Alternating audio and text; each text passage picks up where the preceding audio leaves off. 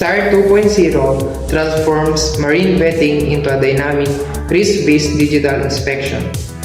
While the new system heavily assesses human factors and crew competence, physical safety starts right here, with the hull. Inspectors check the hull for structural stress, corrosion, and coating integrity. Why? Because a compromised hull risks catastrophic leaks and structural failure. In SIRE 2.0, top-tier hardware and crew awareness go hand in hand to ensure complete sea readiness.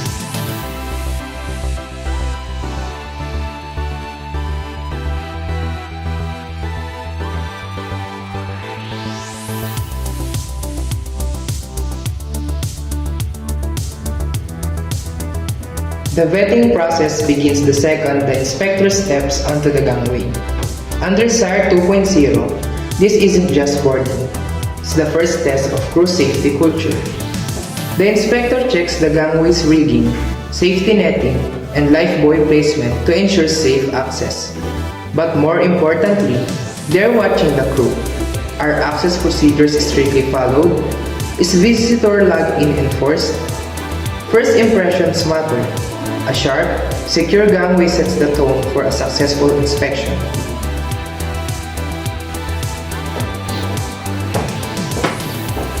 Good morning, Mr. Saiden. I'm Captain De Jesus and welcome to our ship. This is our Chief Engineer, Mr. De Guzman. We're glad to work with you, sir. And our third officer, Mr. Valenciano. Sir, good morning, sir. Welcome aboard. Good morning, Captain. Good morning, Chief. Good morning, Third. Thank you, sir, for clarifying our objectives today. And may we know how, with the sequence of our objectives to optimize our time. So I suggest we follow this inspection sequence based on my checklist. So the phase 1 will be the document review. I will check your statutory certificates and other ship's document. The phase 2 will be deck and cargo area, your mooring stations, the anchorage. And the phase 3 will be the engine room. So to make sure that your machinery complies on MARPOL regulations. Thank you, sir. And just tell us what you need and let's proceed, sir. Okay, sir, let's proceed and just tell us what you need. Thank you, Captain. For your legal documents, Captain, I will be needing your statutory certificates, guys. Okay, sir, just a minute. I will call third officer to bring the statutory certificate here. Third, hello, third. Can you bring the statutory certificate here?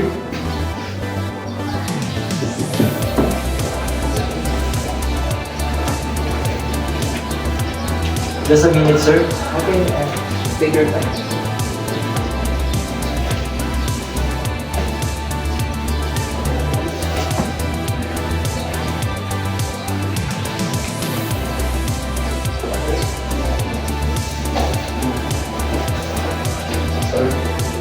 Thank you, sir.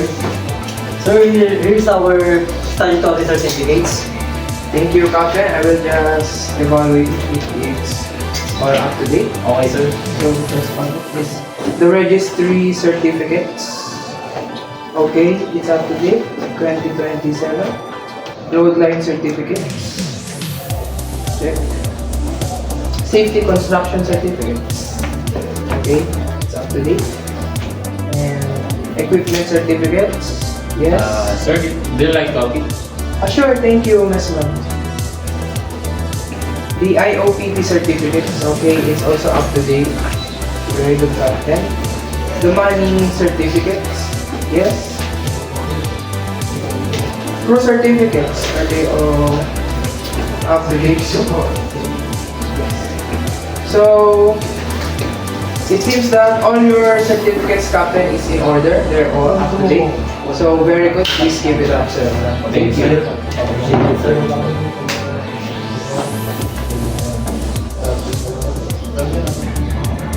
Okay, Captain. Let's proceed to your navigational equipment for inspection. Okay, sir, let's go to GPS navigator. Here our GPS navigator, sir. Wait, GPS navigator.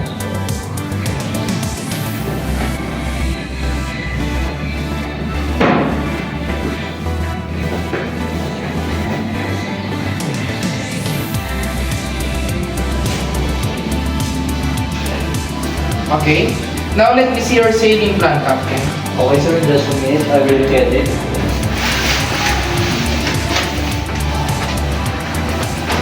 So, here's our sailing plan, sir.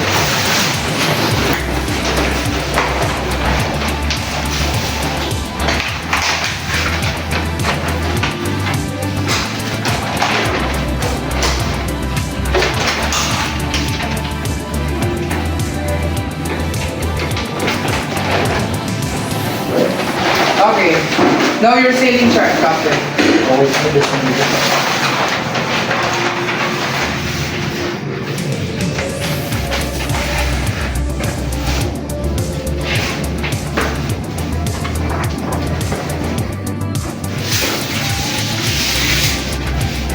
Okay, so your route is here, going here. Okay.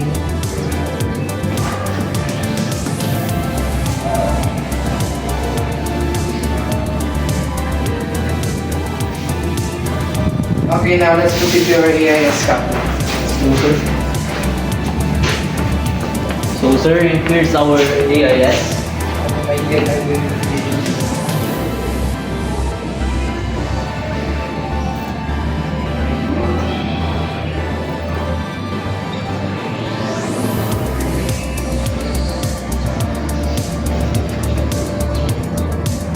Okay, now to your VHF radio.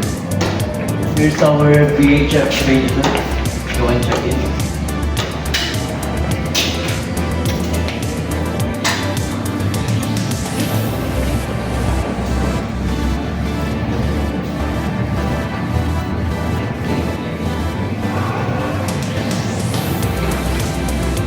Now to your alarm system. And this is our alarm system, sir.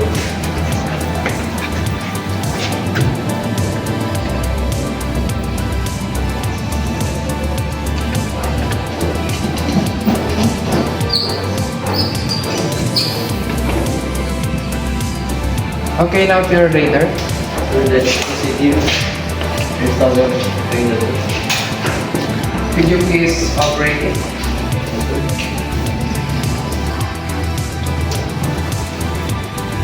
Does all the buttons work? I saw it's working.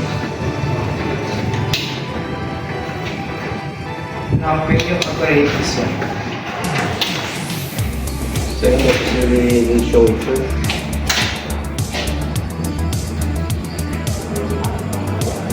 Okay, now let's proceed to the steering gear control and AC indicators. So it's gold. So, you're currently on midship.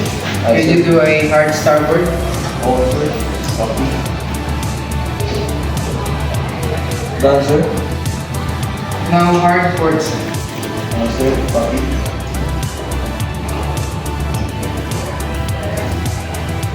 Done, sir. Midship.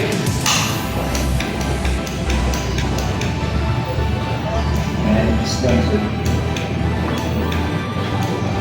Now to your engine telegraph. Here's our engine telegraph, sir. Again, show it to you.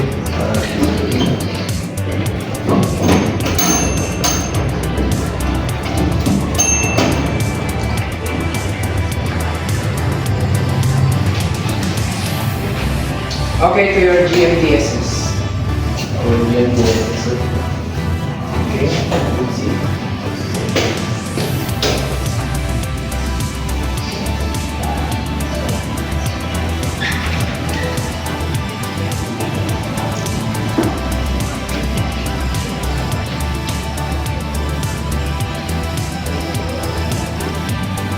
Now to your echo sounder.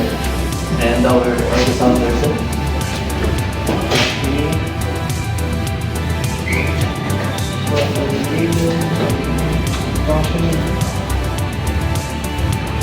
And now to your speaker. Just go here, sir. And here.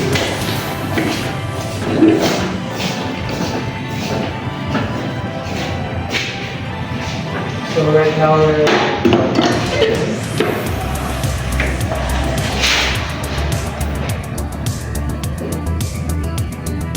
Okay, Captain, now let's proceed to your navigational lights in this test system. Sir, this over.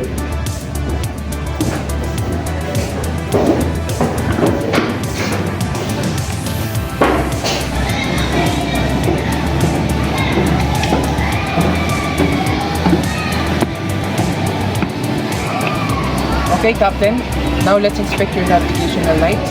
The first one is the port side. Okay, sir, follow me and let me show you the port side navigational lights. Yes, sir. We'll demonstrate it, how it works. We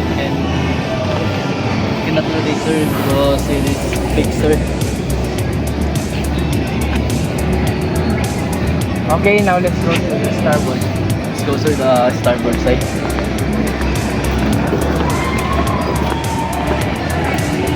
Our navigation light section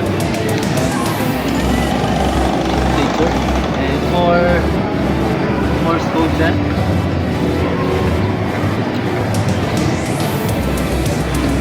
It's smoking dyan. Okay, now let's go to the next one.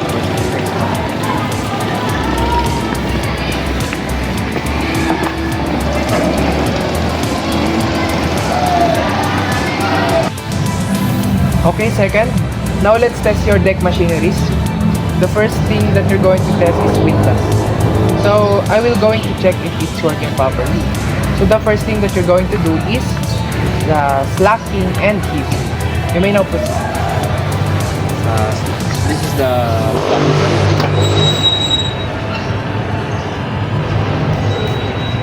Okay, that's enough. Slacking. good. Now This is for heaving. This is the weaving, sir.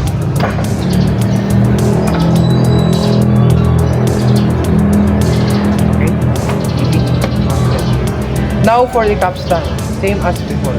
Do a heaving and Aye, sir. This is the weaving of capstan.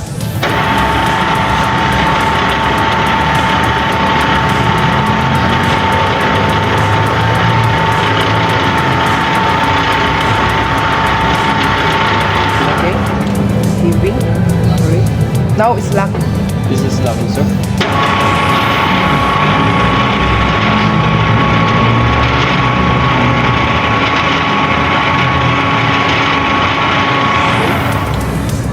Everything seems in order. Your windlass and capstan is working properly.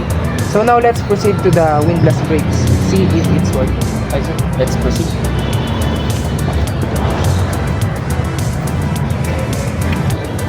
Mooring stations, mooring rope tails, back nose, windlass brakes. Okay, second. Now I will need you to test the windlass brakes to see if it's working properly. So, engaging the brake, sir.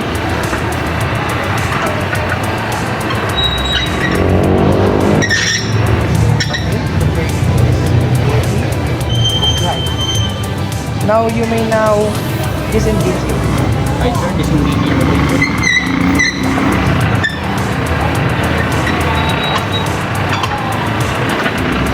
Windlass brakes working.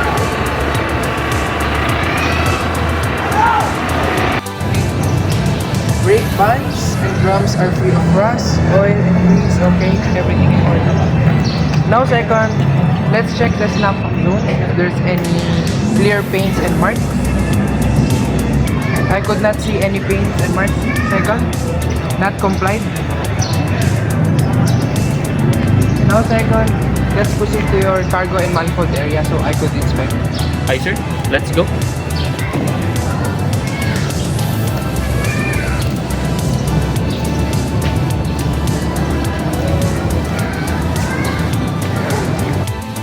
Okay, third, now let's go to inspect your life saving and purpose. Now, show me the David. There's our David, sir.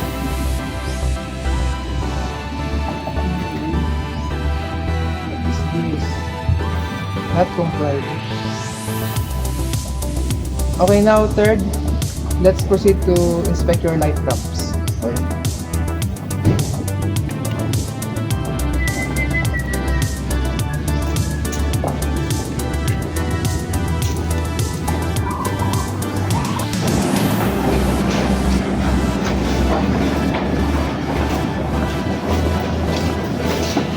Fire extinguisher, sir.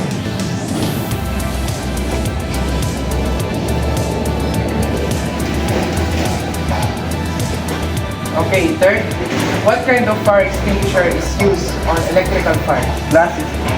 What about flammable liquids? Plastic, sir. Okay.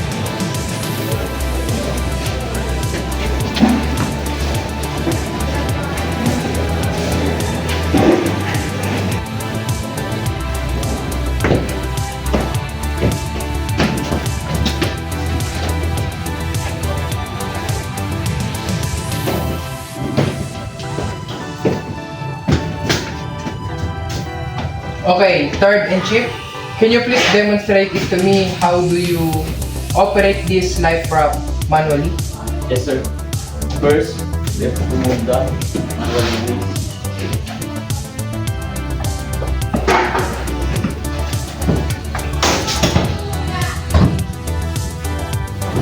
After that, you have to push it manually towards the center. Okay. Now let's go to your lifeboat. Chief, how often do you waterboard this lifeboat? Engineering? At least one every 3 months, sir. Once every 3 months. Okay. Can you please demonstrate it to me? How do you operate this one if it is on the water? Yes, sir. First, let's put some life jacket on for safety.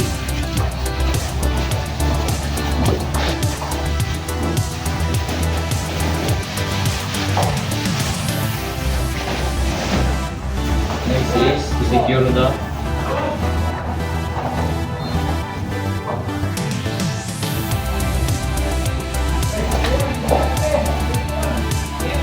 and we have here the inside this case of air. Now let's proceed to the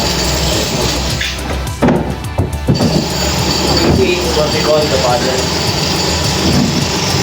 Left down. And this is how we use this one. Okay, Chief, how many person that this lifeboat will hold? All good, sir. All crews, okay. Very good. Right, let's proceed to the life vest inspections.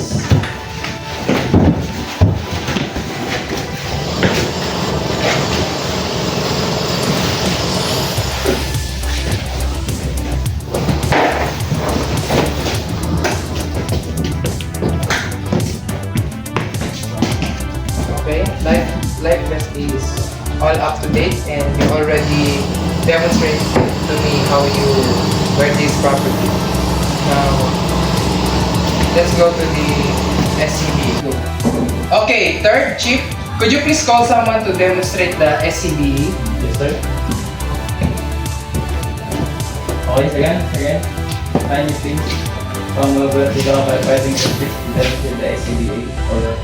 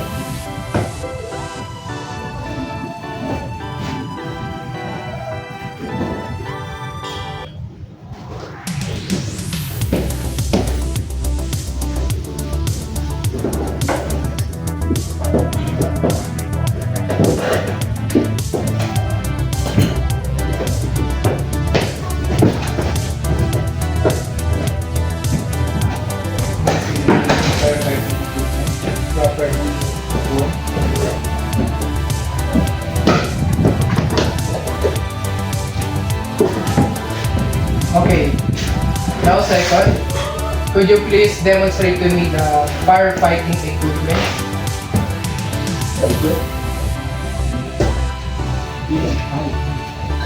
So that is the fire hose. This is the parang itong nasot. Okay.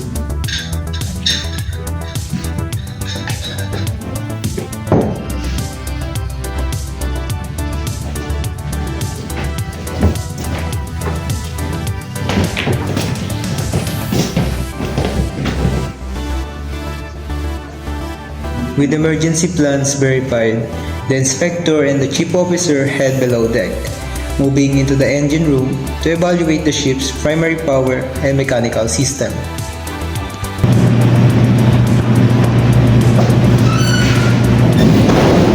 Good afternoon, Chief. Let's start with the person.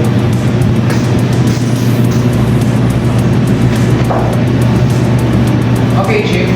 I'm here for today's SIRE 2.0 assessment. So here's the flow of how will I inspect your engine machineries.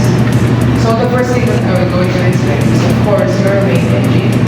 Then next is your auxiliary generator, emergency generator, fuel oil system, garbage compactor, incinerator, chiller, purifier, OWS, your workshop, your positioning of acetylene and oxygen, and of course air pollution if you're using the right amount of sulfur content. Is that all for our wedding inspection? Yes, Chief. Then just tell me what you need and then I'll give it to you so we can start the wedding inspection.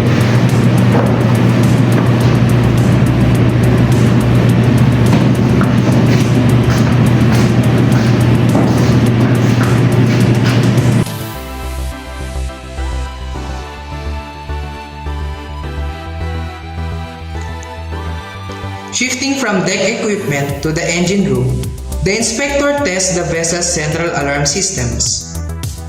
Here, they verify that critical machinery warnings, fire alarms, and bilge alerts functions flawlessly, ensuring immediate detection and rapid crew response.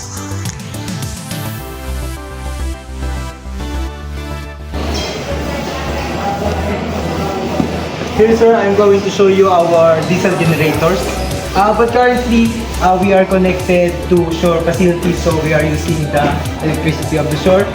And also, both of the main generators are on standby. So we can inspect the generator here. This is our generator number 1, sir. And our last changeover was yesterday.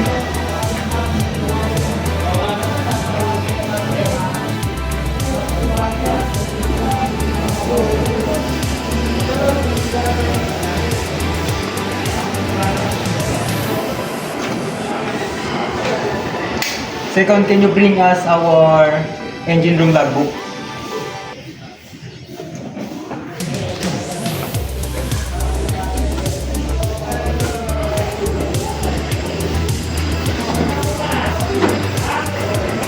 So, here's our engine room logbook. Consider the our generator running hours. Okay, Chief. Based on your logbook, it says that your last changeover was yesterday. It is very good and accurate. Okay. Let me just inspect more your generator.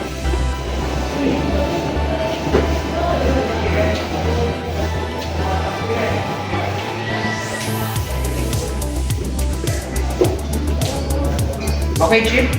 Everything seems in order. Your engine is good. Now let's proceed to your next mission. How is this?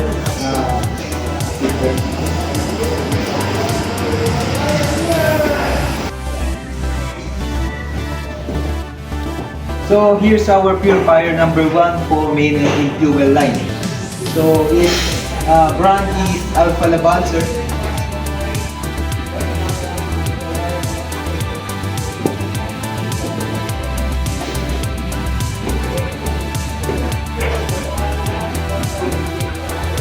Okay, Okay, Chief. Next machine.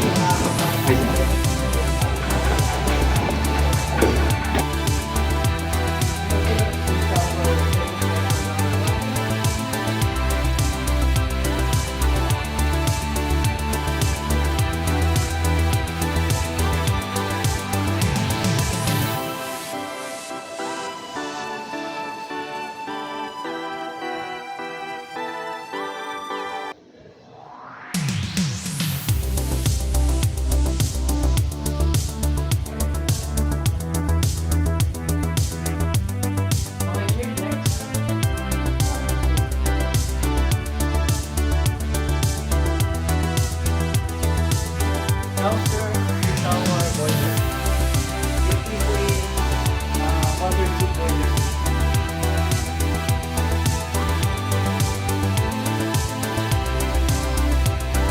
Moving into the boiler room, the inspector shifts focus to critical machinery, performance, and safety systems. As the chief engineer walks through the boiler setup, the inspection goes beyond physical pipework and burner condition. Under SIRE 2.0, the inspector evaluates how thoroughly the engineer understands operating limits, flame failure alarms, and emergency shut-off controls. It's a dual check of high-pressure hardware and engineering expertise, ensuring safe steam generation and total operational reliability under pressure.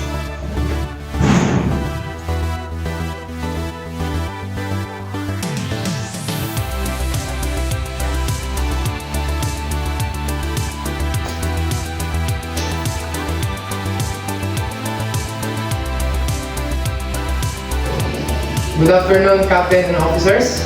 Good sir. Thank you for your support and hospitality during today's SIRE 2.0 inspection. So my comment, overall the vessel is in good condition and most operational areas fully complied with the requirements.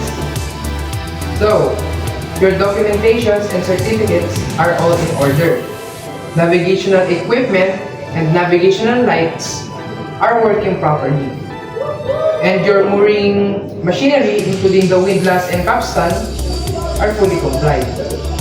In the engine room, your machinery, including the diesel generators, purifiers and air compressors, and boilers is operating well. All safety and emergency distress systems, including firefighting equipment, light props, and alarm systems, are also fully compliant. However, I have noted two specific deficiencies that will be included in this report. The first one is regarding to the snapback zone, safety markings, and operational awareness on deck. And second, and the most critical part, is your lifeboat David. So it fails because it is not proper installed and the mechanical damage is not fit for using during emergencies, which is a major safety deficiency. Please notify your office and technical managers immediately so they can repair it and can be arranged. And ensure proper risk assessments are in place while the launching system is out of service.